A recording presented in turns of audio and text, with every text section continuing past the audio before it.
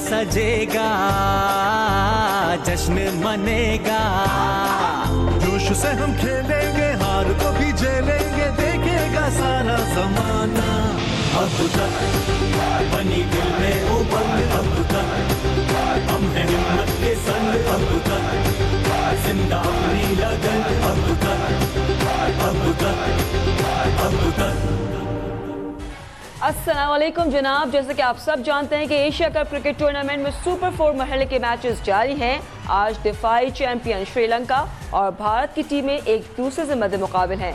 कल खेले गए मैच में भारत ने पाकिस्तान के खिलाफ 228 रन के भारी मार्जिन से कामयाबी हासिल की, जैसा कि आप सब जानते हैं। और पाकिस्तान के 2 फास्ट बॉलर्स हारिस रऊफ और नसीम शाह अनफिट हो गए, जिनके मुताबादिल 2 बॉलर्स पाकिस्तान से तलब कर लिए गए हैं। मजीद खबरों और तज्जों के साथ खुसूसी ट्रांसमिशन जुनून अब तक के साथ आपकी खिदमत में मैं हाजिर हूँ। मैं हूँ नाज़मीन और मैं हूं राव बासित अली। हमारे साथ कराची स्टूडियो से मौजूद हैं अब तक न्यूज़ के स्पोर्ट्स एडिटर उबैद अभान और इस्लामाबाद से स्पोर्ट्स जर्नलिस्ट बुशरा गुल ने हमें ज्वाइन किया है। सबसे पहले रुख कर लेते हैं उबैद का। उबैद, कल के मैचेस पे सबकी नज़रें थीं, धड़कनें तेज़ थीं और अचानक से जो है वो स्कोर बोर्ड पे नज़र आने लगा कि भारतीय टीम जो है वो इतना ज़्यादा रन रेट दे गई कि दुआएं निकलने लगी कि दोबारा बारिश हो जाए। बिस्मिल्लाहिर्रहमानिर्रहीम। जी राव बासित, ऐसी ही सूरत हाल थी और दोनों टीमें अच्छा खेल पेश करने की सलाहियत रखती हैं और इंडिया ने हमसे ज़्यादा अच्छा खेला, वो जीत के हकदार थे। लेकिन जो चीज़ तशवीश का बायस है वो ये है कि पाकिस्तान टीम ने उस तरह से फ़ाइट नहीं की जिस तरह की वो कैपेबल है या जो करना चाहिए था, तो वो चीज़ हमें नज़र नहीं आई, वो इंटेंट हमें नज़र नहीं आया कि जो जीत की तरफ उनको लेकर जाता। हार जीत खेल का हिस्सा है। जब 2 टीमें मैदान में उतरती हैं तो एक ही जीतती है, दोनों टीमें कभी नहीं जीतती।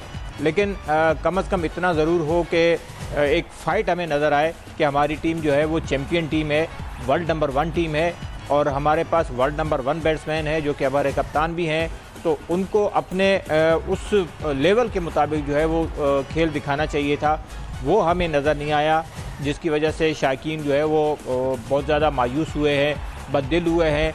लेकिन कोई नहीं, जो होना था हो गया, जो गुज़रना था पानी वो गुज़र गया। अभी हम इस टूर्नामेंट में मौजूद हैं, अभी हमारे पास और चांसेस हैं और पाकिस्तान अभी भी फाइनल में पहुंच सकता है। आज इंडिया की परफॉर्मेंस इतनी ज़्यादा अच्छी नहीं है श्रीलंका के ख़िलाफ़, और अगर आज श्रीलंका जीतता है तो फिर पाकिस्तान के चांसेस मज़ीद बढ़ जाएंगे, क्योंकि अगला मैच हमारा श्रीलंका से, अगर वो पाकिस्तान जीतता है तो उसके बाद जो है काफ़ी ज़्यादा चांसेस बन सकते हैं कि पाकिस्तान टीम फाइनल खेले। बिल्कुल बुशरा, मैं आपसे कहना चाहूँगी, एज़ यू नो कि कल इंडिया प्लेड वेल, जो अच्छी गेम खेलता है उसको अप्रिशिएट करना लाजमी है। तो पाकिस्तान कल कहाँ लैग कर गया? बिस्मिल्लाहिर्रहमानिर्रहीम।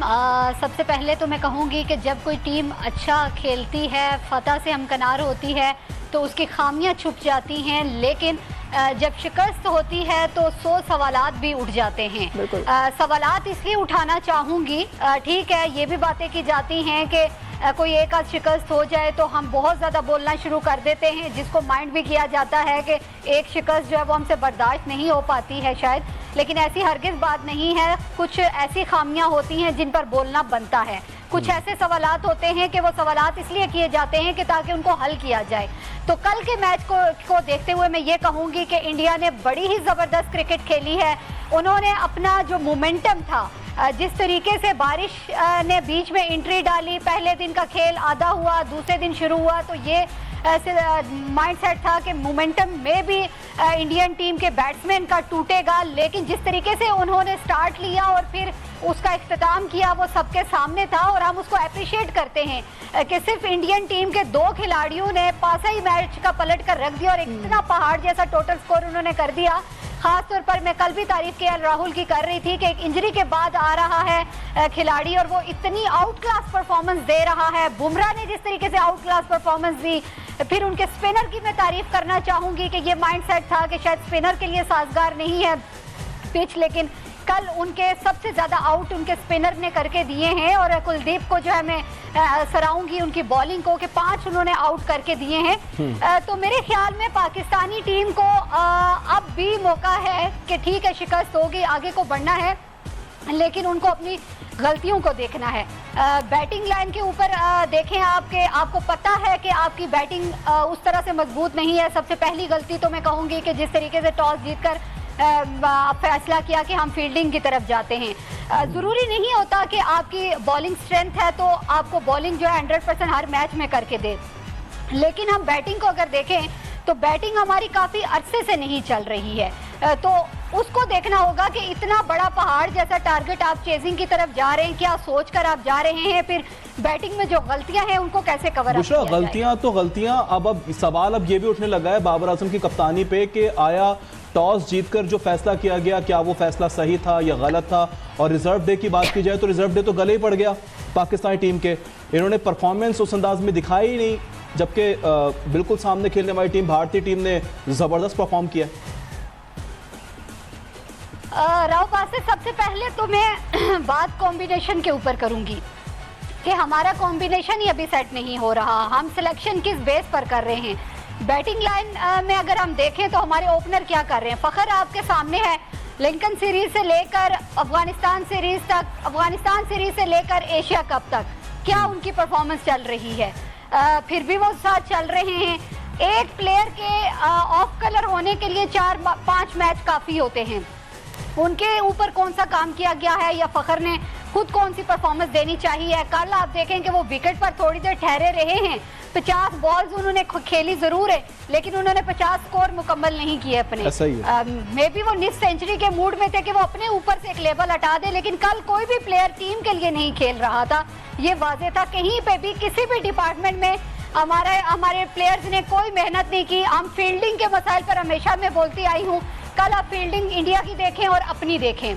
किस तरीके से फील्डिंग थी। बाउंड्रीज चारों तरफ जो है छक्के चौके जा रहे हैं, लेकिन हमें बाउंड्रीज पे कोई हमारा प्लेयर नजर नहीं आ रहा कि कहाँ है हमारे फील्डर जो इस बॉल को रोकें। लेकिन कल जिस तरह इंडिया की फील्डिंग थी वो आपके सामने थी, आउट क्लास थी, और किस तरह जेल होकर बड़े जबरदस्त कोऑर्डिनेशन के साथ खेल रहे थे। और हमारे प्लेयर्स की कल कोई बॉडी लैंग्वेज ही नहीं थी। पता नहीं किस माइंडसेट के साथ आए हैं, या तो यही सोच थी कि बारिश हो जाएगी तो हमें पॉइंट्स आगे मिल जाएंगे और हम आगे चले जाएंगे। बहरहाल ये बात भी मैं साइड पे करती हूँ, ठीक है गलतियां हो जाती हैं, सब कुछ है, लेकिन आप ऐसी क्रिकेट तो खेलें जिसमें फाइट नजर आए। कल आपने कहीं पर भी जो है वो फाइटिंग क्रिकेट नहीं खेली। आप इंडिया को ले लें, मैं ये कहूंगी कि इंडिया ने अटैकिंग क्रिकेट खेली है, डू एंड डाई की उन्होंने सोच कर खेली है क्रिकेट। उनके मीडिया जिस तरीके से उनके ऊपर प्रेशर डाला है, या आर या पार की क्रिकेट उन्होंने खेली है, लेकिन हम लोग वही जो है वो डिफेंसिव क्रिकेट खेल रहे हैं। हम कोशिश ही नहीं करते, इतना बड़ा टारगेट देखकर पहले ही हम डर जाते हैं। आप कम से कम उसके क्लोज तो लेकर जाएं, कहीं तो किसी भी डिपार्टमेंट में हमें फाइट नजर आए कि आप फाइट कर रहे हैं। दुख सिर्फ इस चीज का होता है कि हमें फाइटिंग के ही नजर नहीं आती। बॉलिंग के ऊपर सारा रिलाई करके आप बैठे हुए हैं, हर मैच में आपको बॉलिंग 100% करके दे, लेकिन बैट्समैन ने क्या करना है इसके ऊपर सवालात स्टिल खड़े होते हैं। सबसे पहले मैं ये कहूंगी कि हमारी मैनेजमेंट को कॉम्बिनेशन के ऊपर काम करना चाहिए था। जो आपने पीछे बेंच स्टैंड पे खिलाड़ी बिठाए हुए हैं, अच्छा परफॉर्म करने वाले, उनको आप मौका नहीं दे रहे। जो स्टिल ऑफ कलर चल रहे हैं उनको आप बार बार मौके दे रहे हैं। तो मेरे ख्याल में अभी भी वक्त है, इन गलतियों से सीखें। आगे हमने वर्ल्ड कप के लिए जाना है। इन सवालात को उठाने का मकसद सिर्फ यही है कि एशिया कप के फाइनल में हम पहुंचेंगे या नहीं पहुंचेंगे, अगर मगर की सिचुएशन में हम आ चुके हैं, लेकिन वर्ल्ड कप के लिए हमने क्या स्क्वाड तैयार करना है, उससे पहले इन गलतियों पर कवर अप करना बहुत जरूरी है। बिल्कुल, वर्ल्ड कप के लिए हमारी क्या तैयारी होगी ये एक बहुत बड़ा सवाल निशान बनता जाएगा। हमारे साथ उबैद भी मौजूद हैं। उबैद, आप क्या समझते हैं, ऐसा क्या गलत हुआ, क्या गलती थी कि इतने ज़्यादा मार्जिन से पाकिस्तान टीम को शिकस्त का सामना करना पड़ा? ये फाइटिंग मैच होता बुशरा के मुताबिक, जैसे बुशरा ने कहा कि अगर ये करीब करीब फाइटिंग नज़र आता, मैच डिफेंसिव ना होता, तो फिर भी पाकिस्तानी टीम को हम अप्रिशिएट कर सकते थे। लेकिन इस वक्त जो परफॉर्मेंस थी वो 1 से डायरेक्ट 0 परफॉर्मेंस थी। और ये भी कह रही है ना बुशरा के बॉडी लैंग्वेज से ही पता लग रहा था कि वो कल वो फाइटिंग मोड में नहीं है। बिल्कुल ऐसे ही था, क्योंकि एक तो कम्बिनेशन हमारा बुरी तरह से मुतासिर हुआ। हारिस रऊफ जब बाहर हो गए, फिर नसीम शाह बाहर हो गए, 8 खिलाड़ियों के साथ हम खेल रहे थे, और 8 खिलाड़ियों के साथ खेलने की वजह से भी शायद हमारा जो है वो मोरल टीम का डाउन हुआ।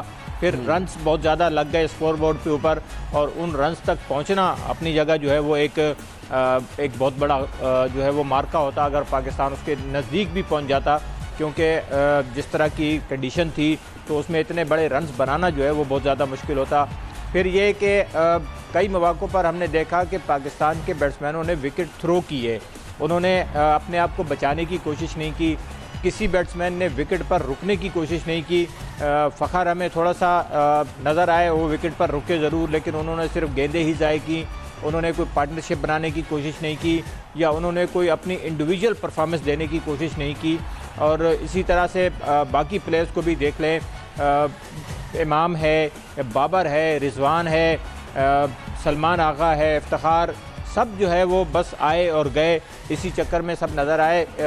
किसी ने जो है रन्स बनाने की कोशिश नहीं की जो कि पाकिस्तान को जीत की तरफ लेकर जाते। हमें थोड़ा सा एक इंटेंट नज़र आता कि हम किस माइंड सेट के साथ खेल रहे हैं, वो चीज़ हमें नज़र नहीं आई और उन्होंने पहले ही अपने जो है वो अपने ऊपर ये सोच लिया कि हम ये मैच नहीं जीत सकते और इस मैच में हमें शिकस्त हो गई। तो जब आप पहले ही ज़हनी तौर पर शिकस्त खा लें तो फिर ग्राउंड में आपको बॉडी लैंग्वेज ऐसी ही नज़र आएगी जैसे कल पाकिस्तानी खिलाड़ियों की थी। तो बहुत सारे सवालात हैं। बाबर आजम की कप्तानी की आपने बात की तो बाबर ने बहुत सारी और गलतियां की मजीद हैं। सवाल भी आपसे करेंगे कल के मैच के हवाले से भी और आज का मैच जो भारत और श्रीलंका के दरमियान चल रहा है उस हवाले से भी, लेकिन फिलहाल हमें कहा जा रहा है कि ब्रेक की तरफ चलते हैं। हाजिर होंगे ब्रेक के बाद, देखते रहें जुनून अब तक।